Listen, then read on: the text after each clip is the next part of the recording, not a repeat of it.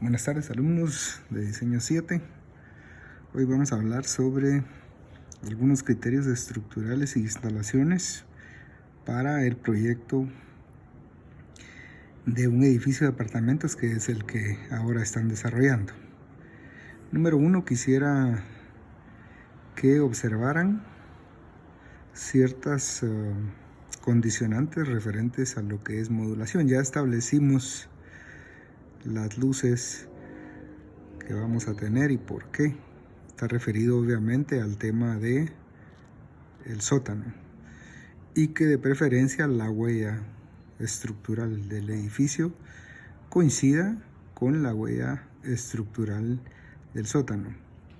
Tienen que recordar que esto es importante también por el tema de permeabilidad. Estamos sufriendo actualmente un cambio climático significativo y por lo tanto el dejar permeabilidad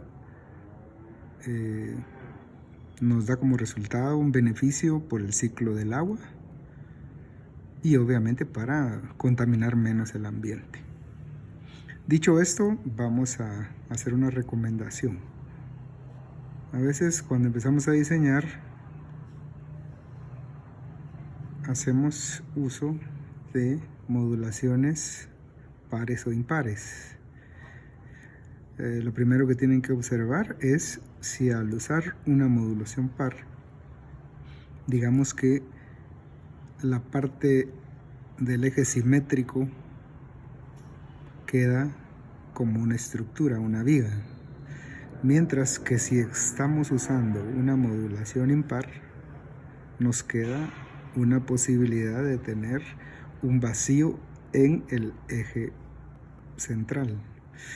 Esto es simplemente porque podría beneficiarnos en un momento determinado tener en el centro la circulación vertical. Cosa que en este esquema, si agarramos este eje simétrico, no podríamos tener una circulación centralizada, la tendríamos que tener hacia uno de los lados. Esto nos permite que haya una equidistancia, digamos, a la hora de distribuir nuestros espacios arquitectónicos hacia apartamentos, es decir, cómo podemos nosotros hacer una distribución equitativa hacia el proyecto. Bien, segundo, importantísimo es que a la hora de empezar a hacer la modulación tomemos en cuenta y coloquemos en un layer punteado las vigas. Esto por varios motivos. En primer lugar, para poder estudiar exactamente los vacíos que disponemos para colocar circulaciones verticales, ductos, etc. Y que no vaya a estar interrumpido por las vigas. Cosa que pasa normalmente cuando uno es un diseñador novato, por eso lo estoy acotando. Otra cosa importante es que nosotros podemos hacer uso del voladizo. ¿Qué significa esto? Que nosotros podemos tener algunas vigas que estén saliendo hacia afuera de los marcos estructurales. Importante es notar que deben de haber 2 o 3 marcos estructurales para que el voladizo sea eficiente. El voladizo está definido como 1/3 de la luz máxima.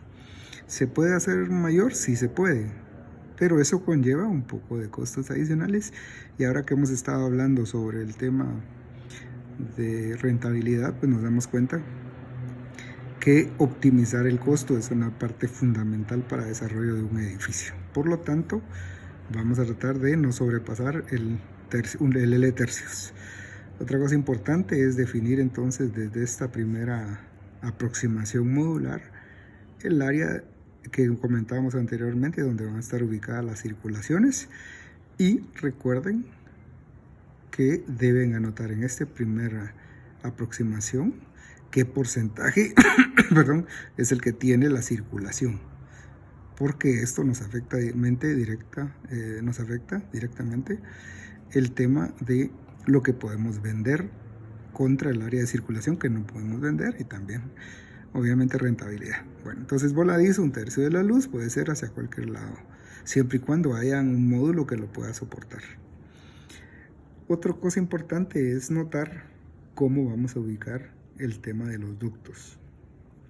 La recomendación actual es no dejar los ductos hacia los vestíbulos, sino hacer un cuarto de ductos, porque de esta forma nosotros podemos circular en un vestíbulo de servicio y tener todos los ductos disponibles abiertos, que tengan algunos muros donde se separen los diferentes tipos de ductos.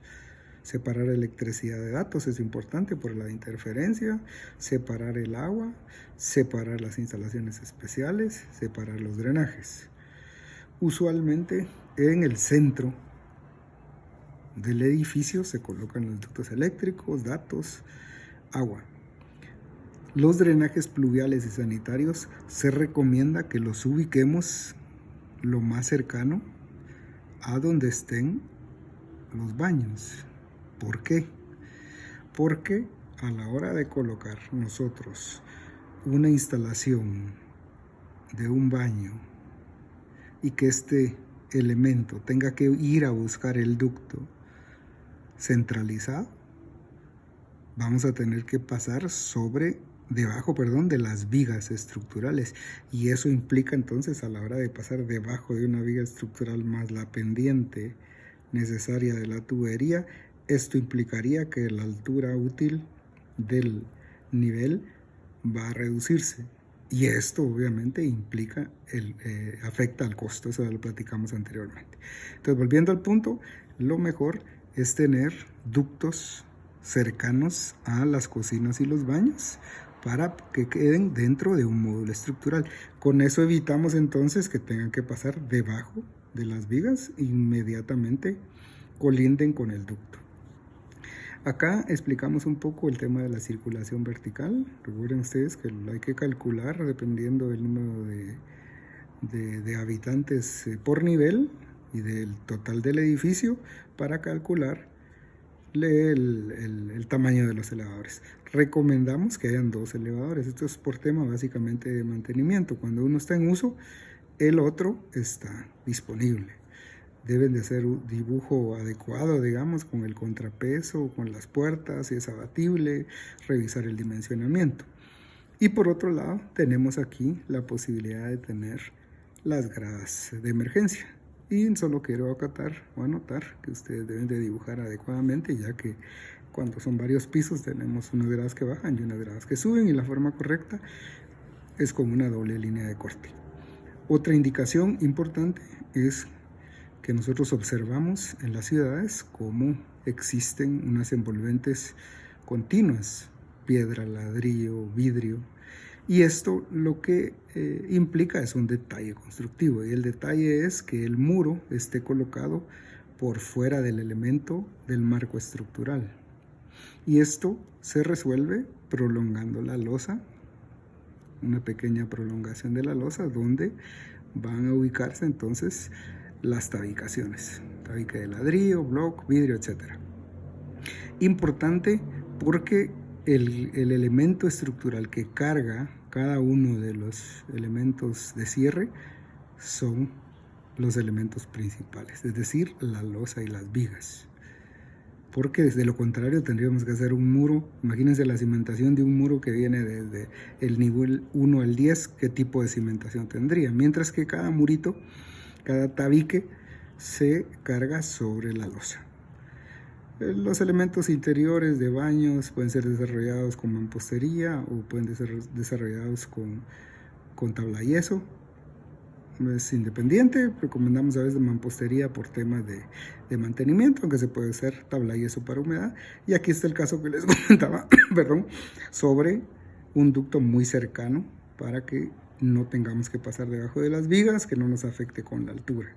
Aquí también el estructural podrá definir en el futuro si necesita una viga o solamente con la prolongación de la losa es suficiente, o necesita una viga de apoyo en el voladizo. Esos serían condicionantes estructurales.